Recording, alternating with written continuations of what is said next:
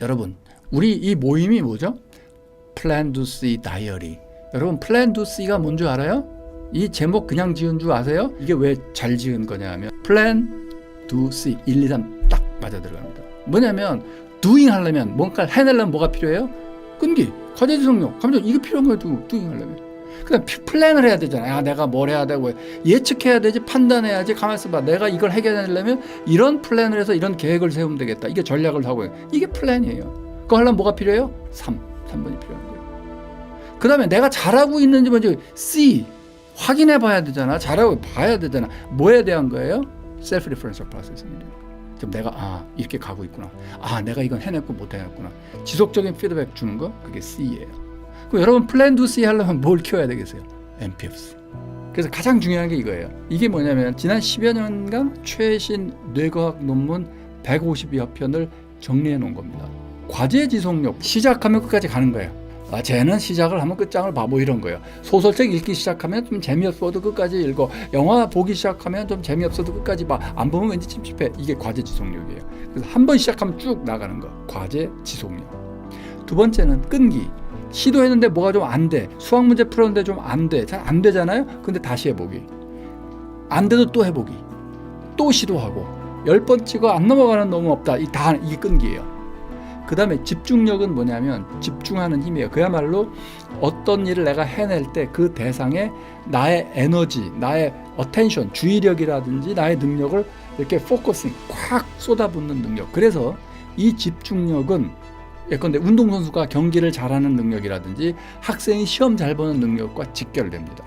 이 집중력이. 보통 시험 불안증 있는 애들은 시험 문제 받아들 때 딴 생각이 떠오릅니다. 그래서 한쪽으로는 엄마 아빠의 잔소리를 들으면서 좀 수학을 풀고 있는 거예요. 그러니까 못 풀죠. 그러니까 되게 잘 안 되는 거죠. 그게 집중력이에요. 집중력이 떨어지면 그렇게 되는 거예요. 퍼포먼스 능력. 자, 그 다음에 감정 조절이 있죠. 감정 조절력은 뭐냐면 침착하고 차분하게 감정 인지 능력과 직결됩니다. 내 감정을 내가 잘 모르는 경우도 있다고? 네, 훨씬 더 많아요. 기분이 나쁜데 기분이 나쁜 걸 본인이 몰라. 그러다가 누가 한마디 더 하면 팡 터져. 난 욱하는 성미가 있어. 멀쩡하다가 네 말 때문에 욱했어. 그건 그렇지 않아요, 사실. 지속적으로 쌓여오고 있는 거예요. 본인이 몰라서 그렇지. 그래서 욱하는 성미가 있어. 감정 조절이 안 돼. 이런 사람은 감정 인지 능력도 떨어지는 거예요. 그다음에 충동 통제력, 충동 조절력, 충동적이지 않은 거, 이런 걸 얘기해요. 자, 지금 이게 아까 말씀드렸던 요 MPFC 있죠. 요 뇌 앞부분. 그거랑 무슨 관계가 있냐면 이런 거예요. 뇌는요, 항상 네트워크를 이루어서 움직입니다. 즉 어떤 기능을 발휘하려면 여기가 필요해요. 공 던지는 기능을 발휘하려면 팔 필요하죠. 팔만? 어깨도 필요한데? 아닌데 잘 보면 허리도 쓰네?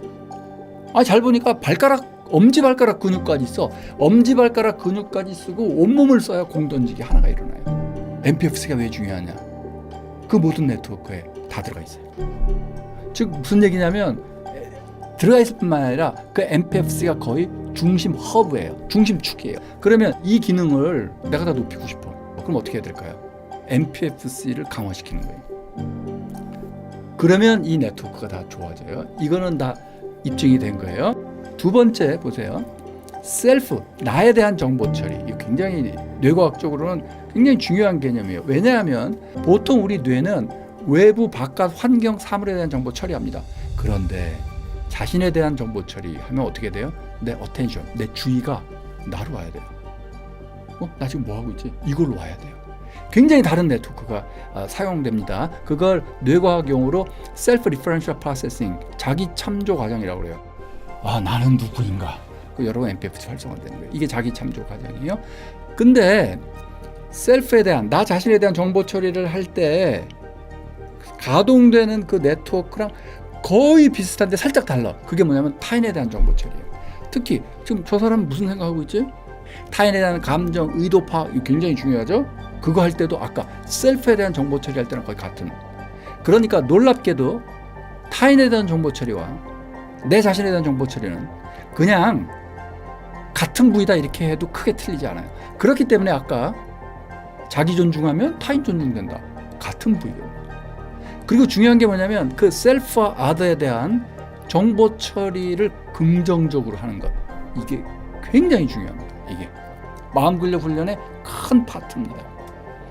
나를 사랑하고 나를 존중하고 타인에게 감사하고 뭐 이런 거, 우리가 흔히 수용하고 뭐 이런 거, 용서하고 이런 거, 그 중요하다고 여겨지는 것들, 그게 다 셀프 아더에 대한 정보 처리. 자, 이제 세 번째 덩어리로 넘어갑니다. 예측, 판단력. 그래서 어떤 의사결정을 내리는 거. 의사결정력과 MPFC 관계는요, 한 논문 10편도 넘어요. 중요한 논문이. 굉장히 중요한 거고. 그 다음에 문제 해결력. 여러분, 문제 해결력이 뭐냐? 그게 이퀄 크리에이티브 띵킹이에요.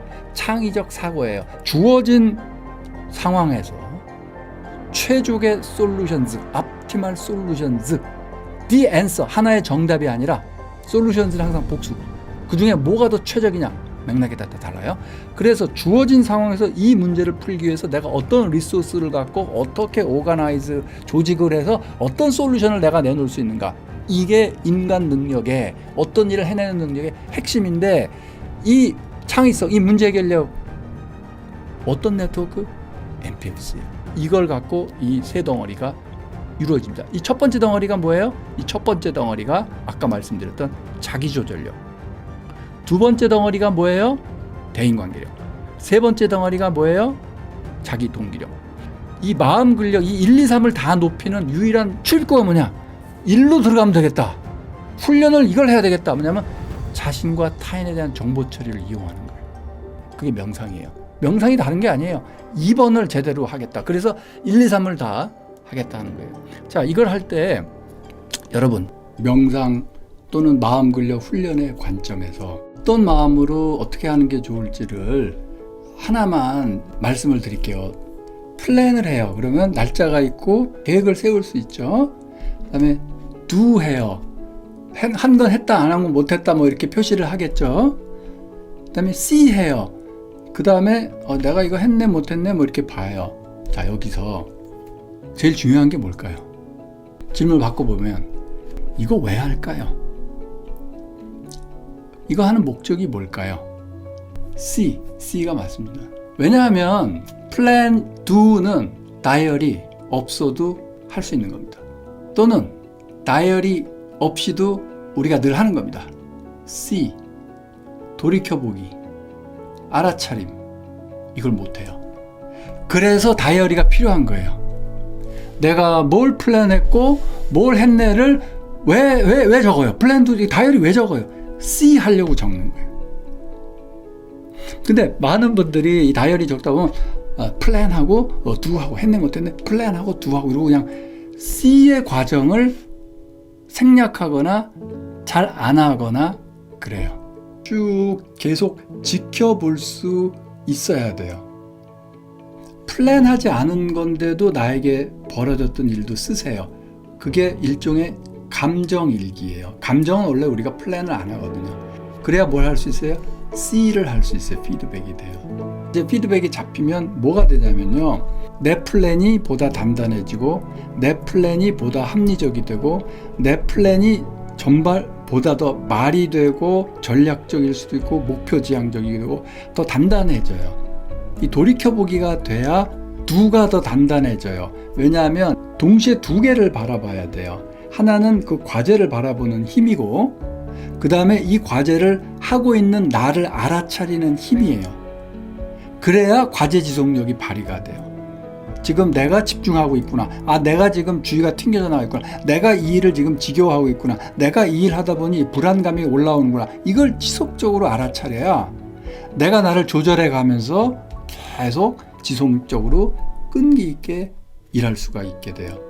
그래서 계속 제가 강조하지만 불안감, 집착 이런 거 버리고 편도체 안정화시키고, 그 다음에 전전두피질 계속 활성화시키고, 자기 참조 과정 C하고, 그 다음에 어떤 일이 안 좋은 일이 있을 때, 부정적인 사람이 옆에 있거나 내가 실패했거나 굉장히 안 좋은 일이 있을 때는 내 마음을 이 안에서 되도록 움직이도록, 용서 아니면 연민 아니면 사랑 아니면 수용 아니면 감사 아니면 존중이네. 그러면 멘탈 건강해질 거예요. 그럼 내가 이 안에서 왔다 갔다 하는지 내가 어떻게 알아? 돌이켜봐야 되는 거죠. 알아차려야 되는 거죠. 나의 내면 소통의 스타일 같은 걸 내가 스스로 알아차려야 되는 거예요. 그래서 그걸 가만히 앉아서 눈 감고 돌이켜보든, 뭐 행동을 하면서 돌이켜보든, 걸으면서 운동하면서 돌이켜보던 지속적인 명상의 상태, 돌이켜봄의 상태에 있을 수 있게 되는 거예요. 이게 셀프 톡 또는 내면 소통의 틀이 돼야 돼요. 이게 여러분께 오늘 꼭 플랜 투 씨 모임에 드리고 싶은 얘기였습니다.